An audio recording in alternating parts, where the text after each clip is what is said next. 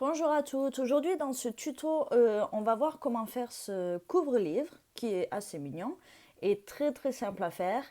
Euh, on va voir donc comment l'adapter à n'importe quelle taille très facilement. Et pour ça on va avoir besoin donc d'un crochet numéro 5. Moi j'utilise du fil de coton Drop Paris et c'est donc du 5 mm. Et pour cette taille-là, une boule, c'est suffisant. Si vous faites une taille supérieure, vous aurez besoin de 2, 3, tout dépend de la taille que vous faites. Ensuite, on va utiliser quelques marqueurs pour nous aider à... Voilà. Une aiguille et des ciseaux. Voilà ce qu'on aura besoin aujourd'hui. Donc pour commencer, on va faire une chaînette d'un nombre de mailles impair. Combien de mailles on a besoin, c'est à vous de voir en suivant de la largeur de votre livre. Pour ça, vous allez placer la chaînette autour de votre livre, ici, et la faire dépasser de une maille de chaque côté, environ 1 à 2 mailles de chaque côté. Rappelez-vous qu'on veut un nombre de mailles impair. Donc moi, j'en ai fait 25, ce qui convient parfaitement pour la largeur de mon agenda. Une fois que vous avez votre chaînette, on va faire une dernière maille en l'air. On va sauter cette dernière maille en l'air et venir piquer dans la seconde. Dans celle-ci, nous allons faire un groupe. Donc, nous allons appeler un groupe une maille serrée, une maille en l'air, une seconde maille serrée et tout ça dans la même maille. Voici pour un groupe ou un motif. On va maintenant sauter une maille et dans la seconde, on va venir refaire un groupe. Une maille en l'air, une seconde maille serrée. On saute une maille chaînette. Dans la seconde, on vient refaire un groupe. On va faire ainsi de suite jusqu'à la fin du rang et on terminera avec un groupe dans la dernière maille.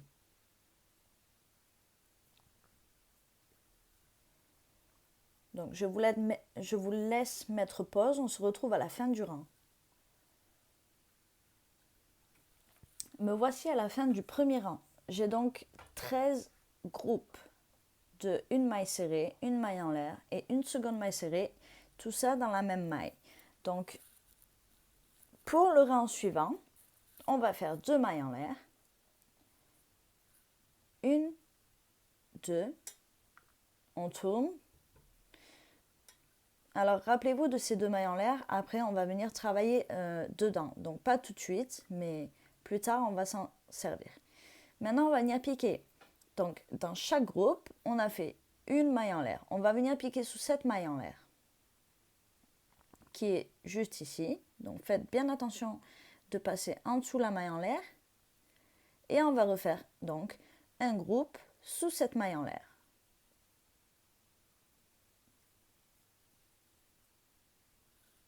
Voilà. On va dans le groupe suivant, qui est ici. Vous pouvez voir ici, on a notre maille en l'air. Et sous cette maille en l'air, on va faire un groupe. Donc, une maille serrée, une maille en l'air, une seconde maille serrée. On va faire de même en dessous chacune des mailles en l'air du groupe du rang précédent.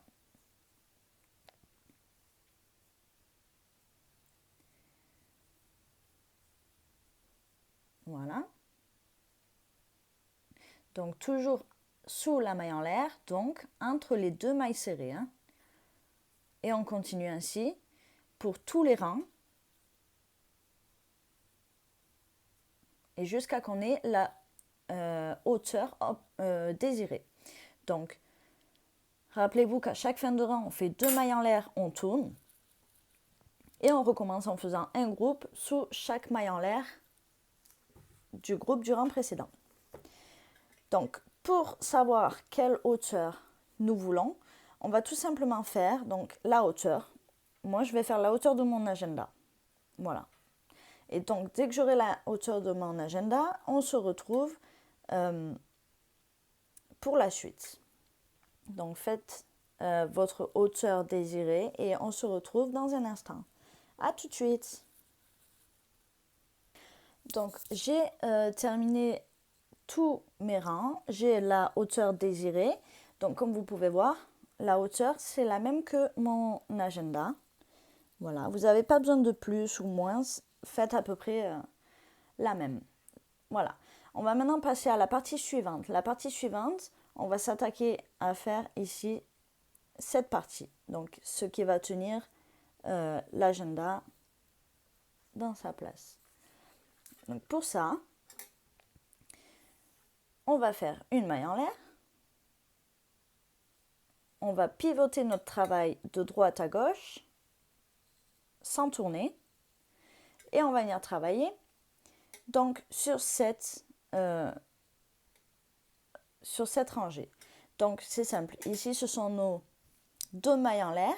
Ici, comme vous pouvez voir. Voilà, on va venir travailler dans ces 2 mailles en l'air et les branches du motif. Pour commencer, je vais faire ma toute première maille serrée dans ici la branche de mon tout dernier motif.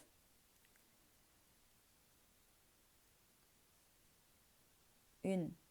La seconde maille serrée, je vais la faire sous les 2 mailles en l'air que l'on a fait pour tourner. Donc vous pouvez les repérer, elles sont ici. Ça fait comme un petit nœud, vous allez...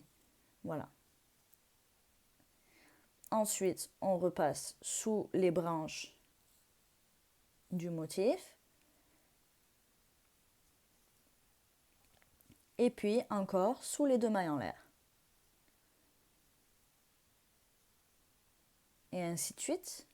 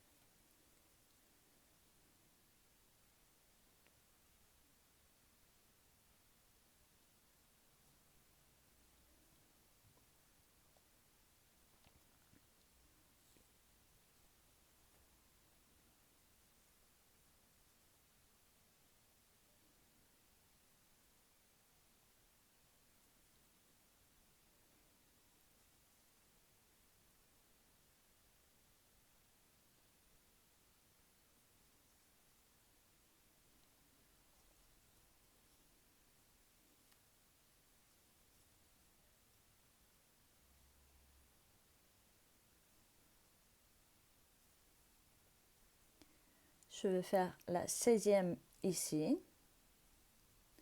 Et je vais faire une toute dernière. Donc, ici, là où j'ai construit mon tout premier motif. Là où on a notre nœud en fait. Voilà. Donc pour moi, j'en ai eu 17. Et j'avais fait donc 16 rangs plus la maille chaînette. Donc, on va dire 17. Donc, vous devriez, si vous avez fait 24 rangs plus la maille chaînette, vous devriez en avoir 25. Bien sûr, si vous avez un décalage de une maille, c'est pas bien grave. Voilà. Donc, une fois qu'on a fait ça, on va faire une maille en l'air. On va tourner. Et puis, on va faire une maille serrée dans chacune des mailles.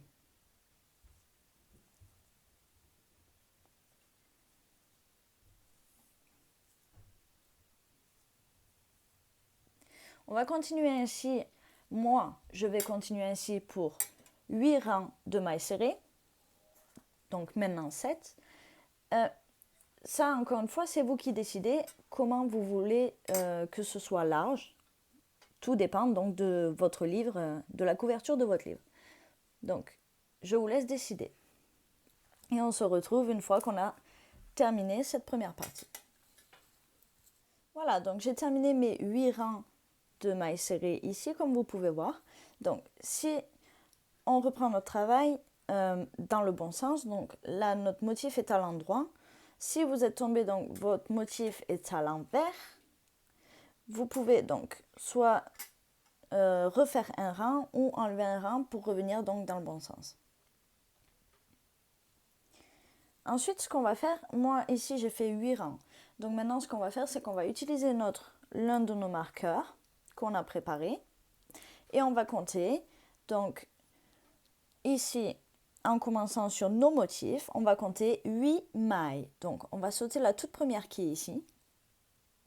Donc la première, là où il y a la délimitation, je dirais, entre notre motif et nos premières mailles serrées. Et de là, on va compter 1, 2, 3, 4, 5, 6, 7, 8. 8 mailles. Donc moi, je compte 8 mailles parce que j'ai fait 8 rangs. Si vous avez fait 12 rangs, vous comptez 12 mailles.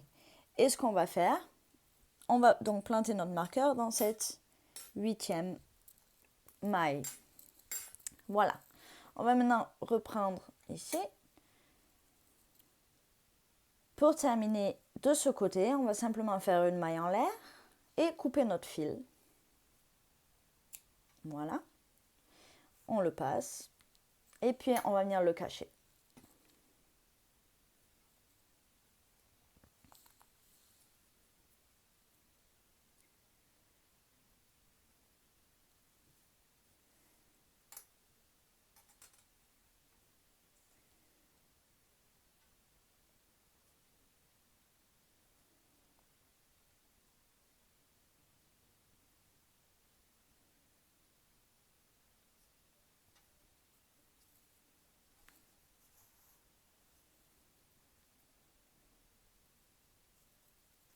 Voilà.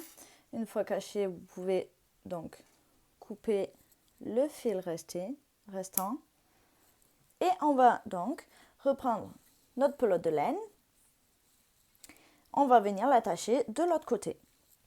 Donc de l'autre côté, en haut. Donc pour ça, on va venir l'attacher dans la toute première maille, ici. Voilà.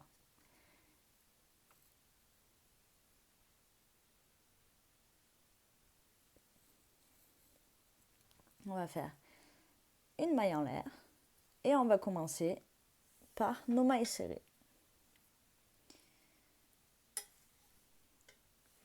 Donc on va commencer par la première ici. Donc on recommence comme on a fait tout à l'heure, donc pour l'autre côté. On va faire une maille serrée sous les deux brins du motif, donc.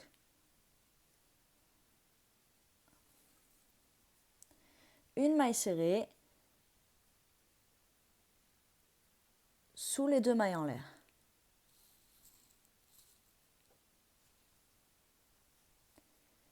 Ainsi de suite, une maille serrée sous les deux brins.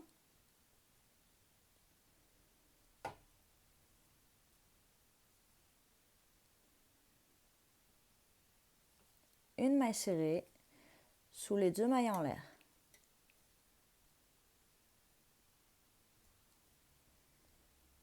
Ainsi de suite jusqu'à la fin du rang. Et on devrait, donc moi j'avais obtenu 17 mailles serrées et donc vous devrez obtenir le même nombre de mailles serrées que vous avez obtenu pour ce côté.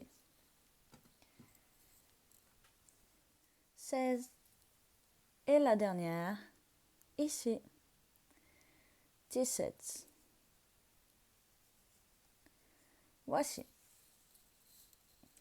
Et je vais donc continuer, faire une maille en l'air, je tourne et je vais finir mes 8 rangs de mailles serrées.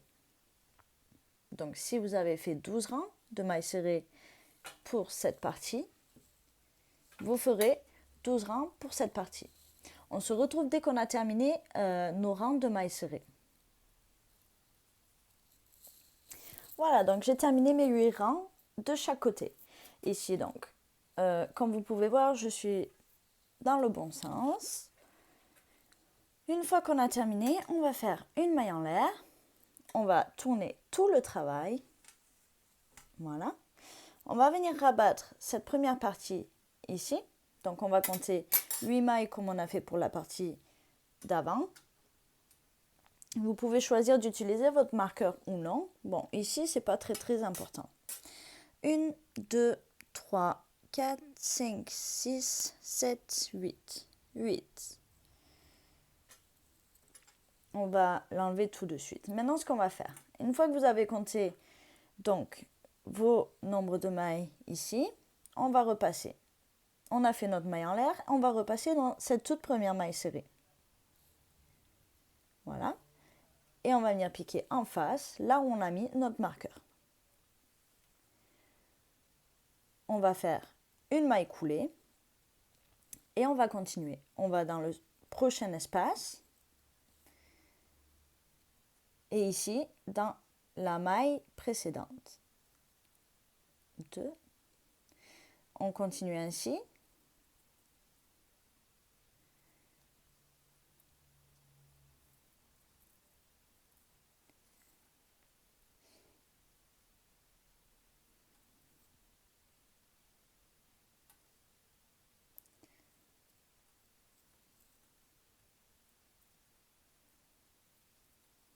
Voilà, vous faites attention que chaque maille corresponde donc de chaque côté à l'une et l'autre.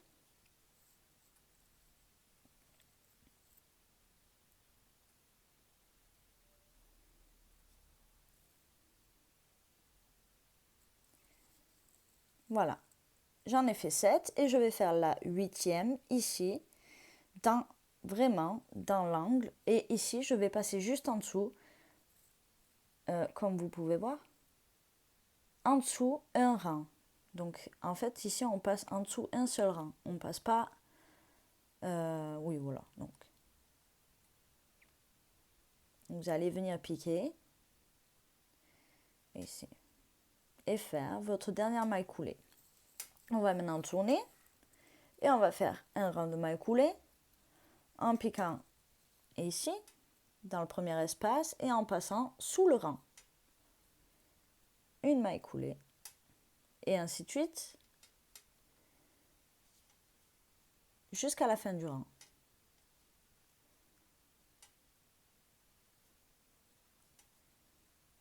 Il n'y a pas besoin de serrer les mailles coulées.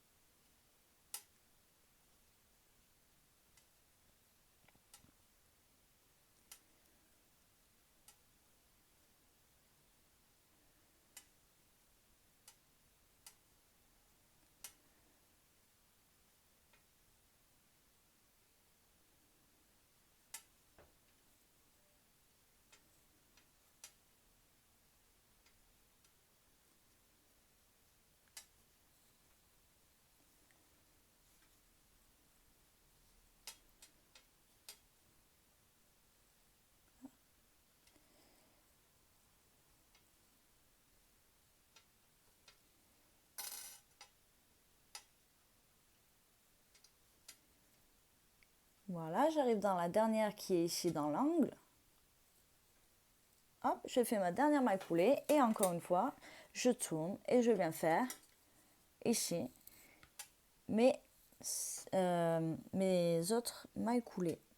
Donc, je pique dans le prochain espace et en face dans le prochain espace aussi.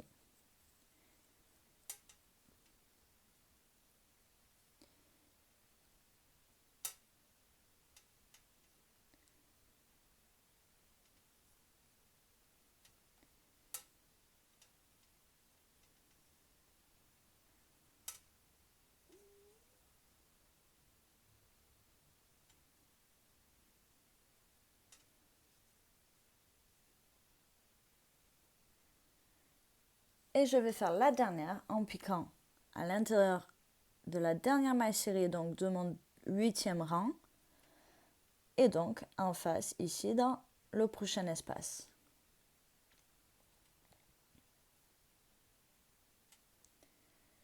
Voilà, on a fait notre première ici. Voilà. Maintenant, ce qu'on va faire, on va enlever notre marqueur, donc celui qu'on n'a plus besoin ici, et on va aller en face et venir marquer, donc en face du second marqueur, pardon.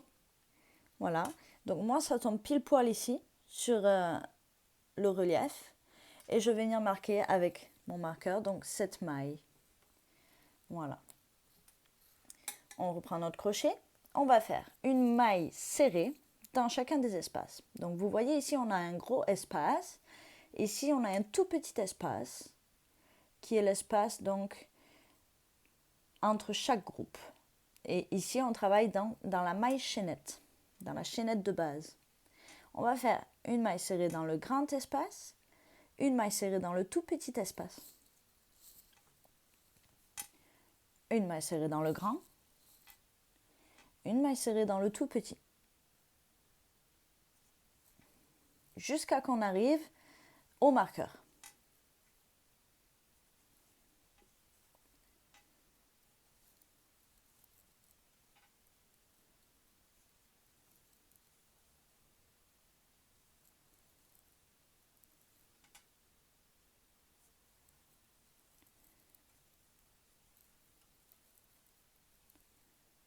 Voilà, moi j'arrive à mon marqueur. Donc ça veut dire qu'ici, je peux plier ma seconde partie.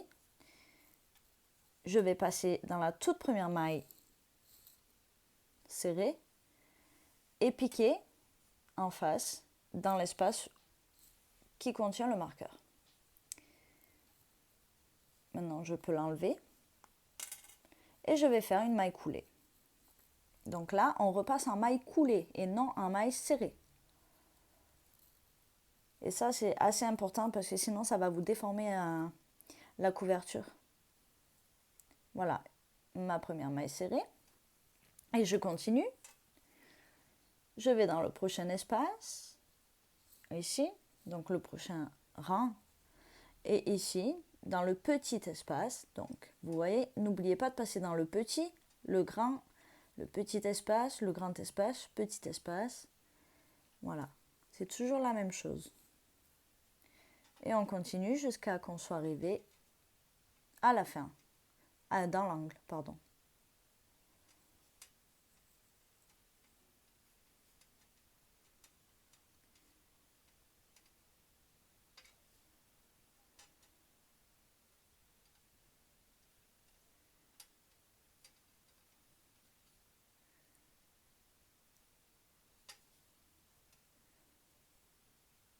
Et voilà, j'arrive dans l'angle ici.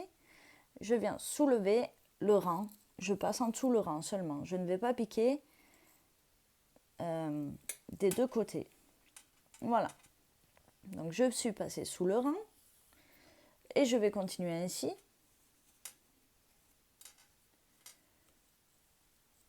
Je vais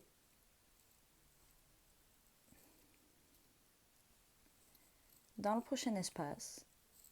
Je soulève le rang. Et je fais une maille coulée.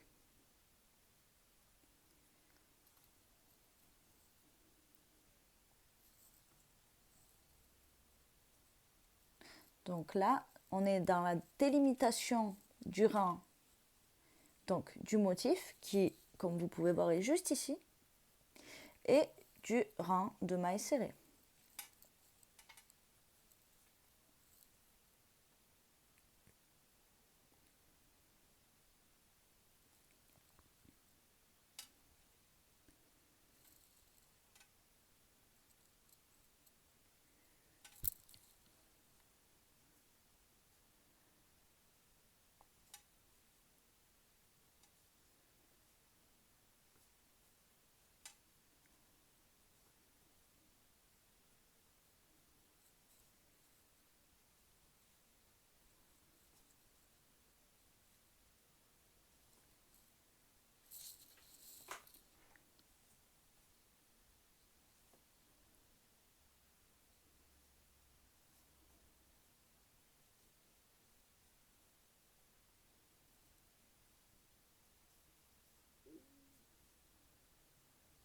Voilà, j'arrive dans l'angle.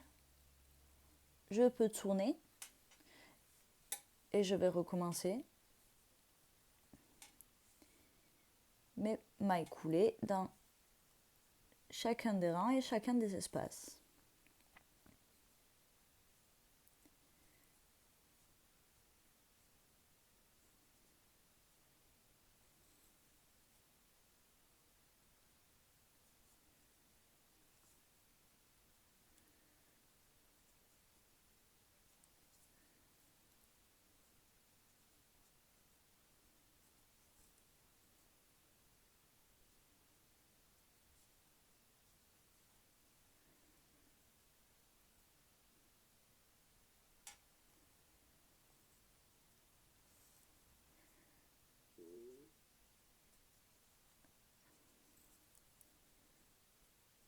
Voilà, je peux enlever mon marqueur et finir en faisant une maille serrée dans chacune des mailles. Donc là, vous voyez, on est repassé sur les mailles. Donc 1, 2, 3, 4. On va faire une maille serrée dans chacune des mailles.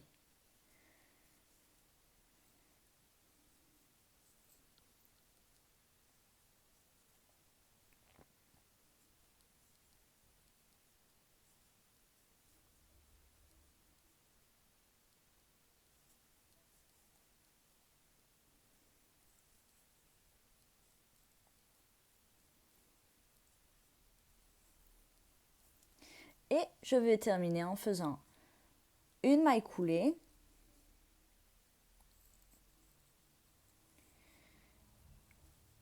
Donc une maille coulée dans la toute dernière.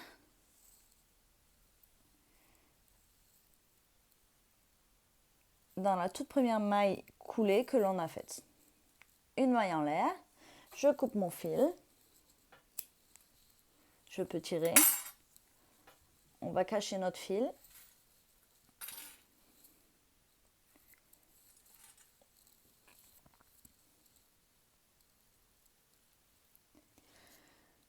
Donc voilà notre pochette, notre rendu final. J'espère que cette vidéo a été assez claire, que donc les explications ont été assez claires et que vous êtes content. Moi je suis contente, voilà. Surtout que hier on a atteint les 500 abonnés sur la chaîne YouTube, donc merci à vous pour me suivre. Vous pouvez aussi me suivre sur Facebook et visiter le groupe.